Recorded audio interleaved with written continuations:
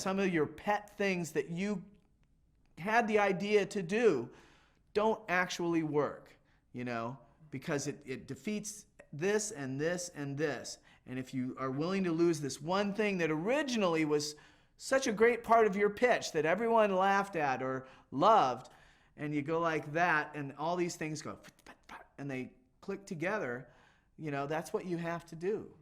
And you know, that's the organic part of the process. It's not a mechanical process.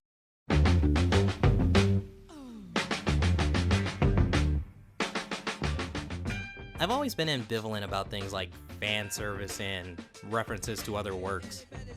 I mean, if done well, it can be fun, and sometimes even add more meaning to a scene. If done poorly though, then at best it adds absolutely nothing, but at worst it can completely take you out of the work you're currently watching.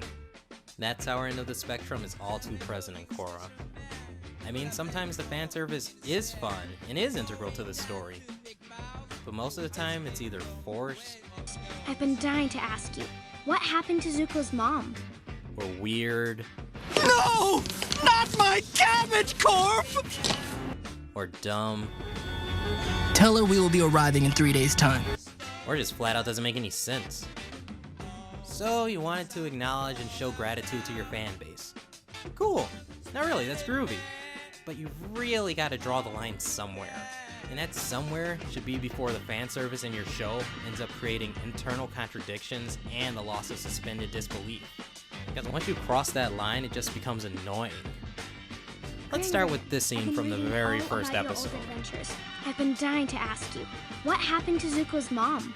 Well, Janora, it's an incredible tale. Granddad, you look old. How old are you? And why is it so cold in the South Pole? Can we make a campfire and all huddle around it and tell scary stories and make snowmen? This scene has never failed to piss me off.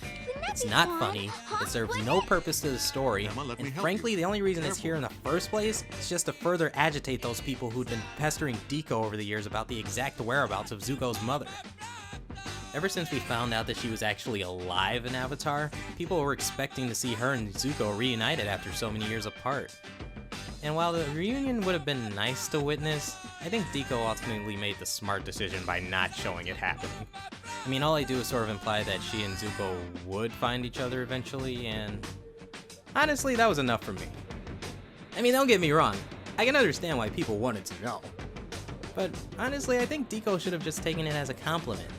I mean, these days, it's rare that fiction actually injects such a strong sense of emotional investment and wonder into the imagination of its audience. Still, I mean, it must have gotten pretty annoying being asked the same question over and over and over again, even after it was clearly established that said question was not going to get an answer. F those comics, they do not count.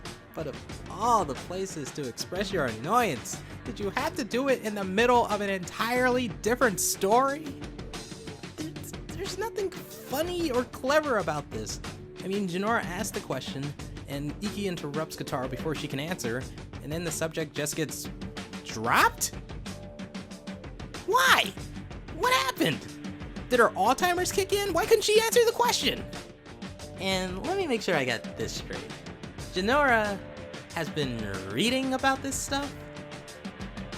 And you honestly expect me to believe that this life-changing discovery that Katara was apparently witness to wasn't published?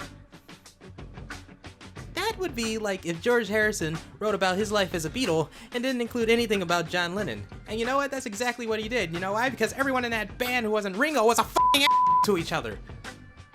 But I digress. Okay, bottom line, if you've seen the original series, this moment is stupid. If you haven't seen the original series, this moment is really stupid. It's a stupid joke that does nothing but waste precious screen time that could have been spent developing characters and setting up plot points. The first time I saw this, I honestly considered not even bothering with the rest of the series. And this was the first 6 minutes. The first 6 minutes! Anyway, let's move on to this little bit of weirdness. Tell her we will be arriving in 3 days' time. Why is Zuko's voice coming out of that old man's face? Together. Okay, I get it. He's Zuko's grandson. Okay. Did you really have to be voiced by Zuko too? Did you guys think we wouldn't understand if he wasn't? Did you think we wouldn't care? No, like, I realize that Dante Basco is just one of those actors whose voice never changed since puberty. And I mean, he's probably as old as General Iroh is in the show, but come on. It's so distracting. It's so distracting. I mean, his voice is just way too distinctive to be used this way. He doesn't even try to vary the pitch of his voice in any way to make himself sound older. Lastly, what the f is this? It's honestly sad how long it took me to wrap my head around this. I just don't understand, or why are they dressed like the main characters? Just because they're fans? Ugh. What is this, supposed to be like some sort of meta tribute to people who used to dress up like Avatar characters? You know, the whole cosplaying boom and all. Actually, hold on a second.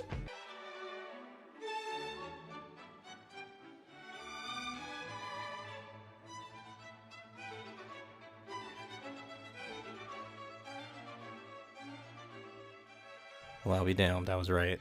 Well, okay, now that we know what the intention was, let's just quickly examine why going about it this way was a really terrible idea.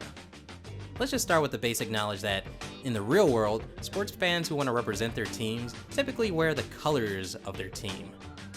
What they don't wear is what their favorite players would in their casual, everyday civilian lives. What the f are you wearing?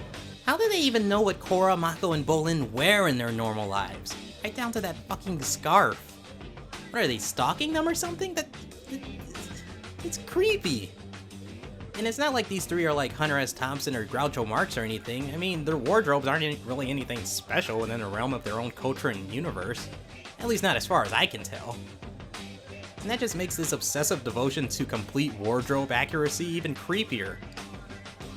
Now, all this may seem like nitpicking, but moments like this truly serve as a microcosm for just how little thought was actually put into this series. I mean, all this meta crap, which Deco was never really that good at doing anyway, ends up destroying the plausibility of this universe. It starts to feel more like a bad fanfiction than a legitimate story.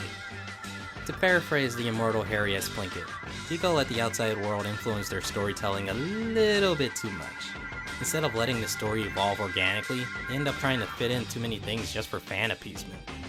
Don't they realize that this kind of referencing and callback just prevents them from gaining a bigger audience? Don't get me wrong, it's nice to acknowledge the support of your fandom, but it shouldn't come at the cost of your artistic integrity. You can't let your new stuff be dictated by people's devotions to your old stuff. That just leads to stagnation and timidness as an artist. It's like you're presenting something that's supposed to be new and exciting and then frequently stopping to say, hey, remember when we did that? How awesome it was? And how everyone liked it? Wasn't that great? Yeah, it was awesome. We made that. Moving right along. Ugh. That's not what being an artist is about. You should be building on the foundations of your past successes, not constantly referring back to them. You should be trying to create something new and different, but still hopefully good in its own right. You should be challenging yourself and your audience. You should be finding new ways to express yourself. Don't play it safe, take a chance. Try to give us something that fills us with that sense of wonder and discovery that only something truly new and truly original can do. That, my friends, is true fan service. It's absolutely done. I have no more things that I want to do or ideas. It's like you're going, you're tinkering, and then the door goes.